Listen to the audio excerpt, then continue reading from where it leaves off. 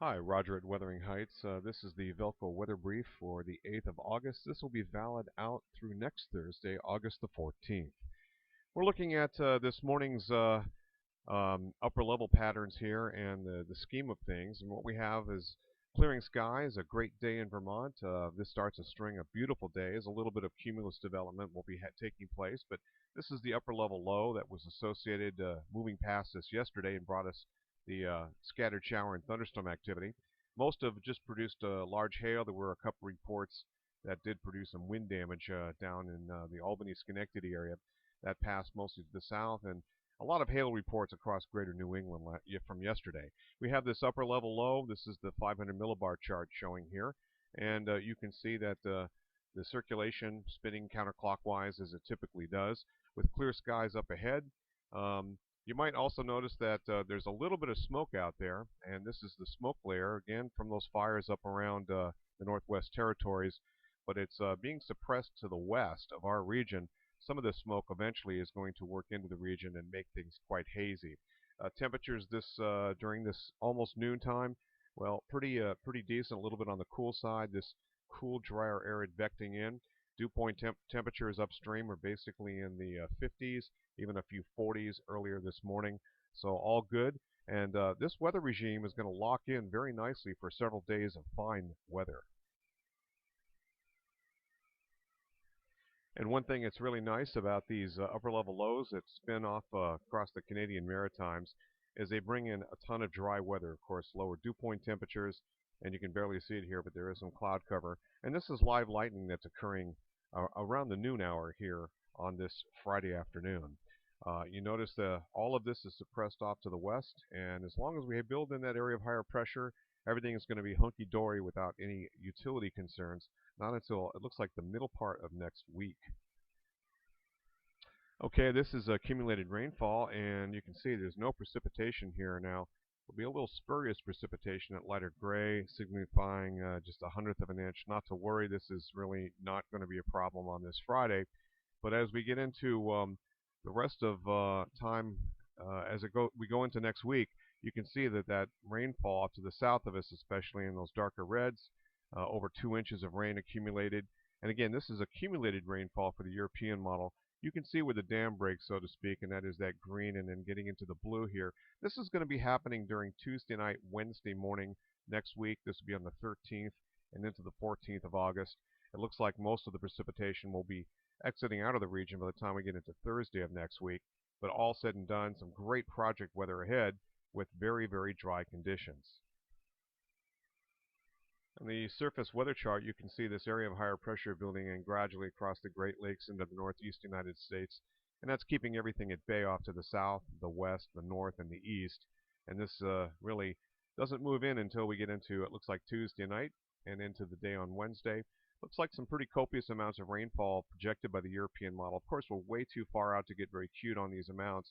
It also looks like there's some interesting potential winds here with the pressure gradient with the surface low 1,004 millibars tracking across Quebec. Now this will eventually blow on through, and it looks like we'll have drier weather that'll follow on Thursday, and a few showers do rotate around on the backside of that system for more business as we get into the late part of next week and next weekend. Another quick look at the GFS ensemble. Notice no precipitation or really negative precipitation until we get into late in the day on the 12th and into the 13th and 14th. We're looking at between 0.90 and maybe 1.5 inches with this next precipitation event. That's not until the middle of next week, so great project weather through and through. Okay, this is a 7-day total precipitation, and you can see in Vermont we're looking at somewhere between 1.5 and 2 inches, again echoed by the hydrology folks at NCEP.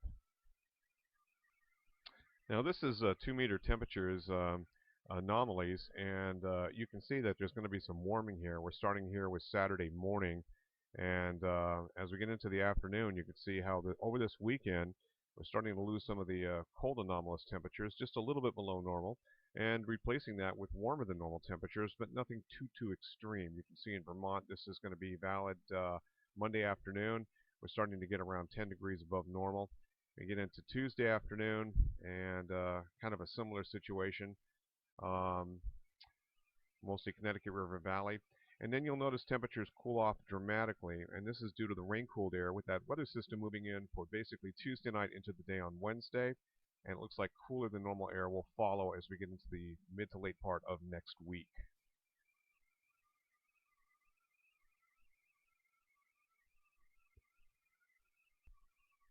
And basically this all averages out to near normal temperatures, if not just a little bit above normal, toward the St. Lawrence River Valley. You might notice the cold anomalies through parts of the center part of the nation into the eastern seaboard, middle Atlantic region.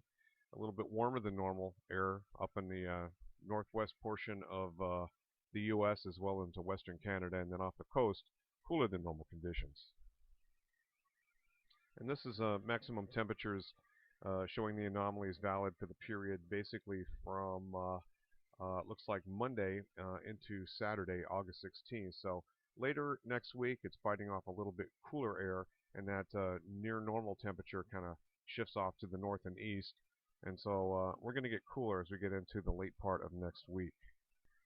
This is the Montpelier temperature forecast, the daily highs and lows. You can see temperatures around 75 forecast for today, Friday, and then overnight lows a little bit on the cool side with a big diurnal range in temperature. We progressively warm up above the 80-degree mark by Sunday. It looks like even on Monday as well. Now the European model carries that over even into Tuesday before cooling the temperatures a bit, and we get into that cooler than normal temperature regime. It looks like as we get in past basically Wednesday, rain-cooled air, not a pretty day on Wednesday for sure, and then cooler yet as we get into Thursday. Although with the sunshine out, that's going to negate some of that coolness and allow those temperatures to get up to about 70 degrees. That's a long ways out, but this is the trend. Nothing on our side of the country in terms to worry about on the tropical cyclone activity. All the big deals going on, of course, is out toward Hawaii with Iselle and Julio. So in summary, what we're looking at is some pretty good weather, basically. Great project weather Friday, Saturday, Sunday into Monday. A little more of a question mark on Tuesday. And then we get into Tuesday night and Wednesday with the next chance for precipitation. And that would include tropical-like rain associated with thunderstorm activity, some instability, and then cooler conditions to follow on Thursday. That might end up as another great project day.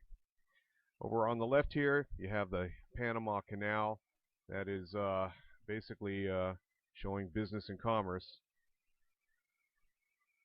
Thanks for watching. Roger Hill, Wuthering Heights Consulting.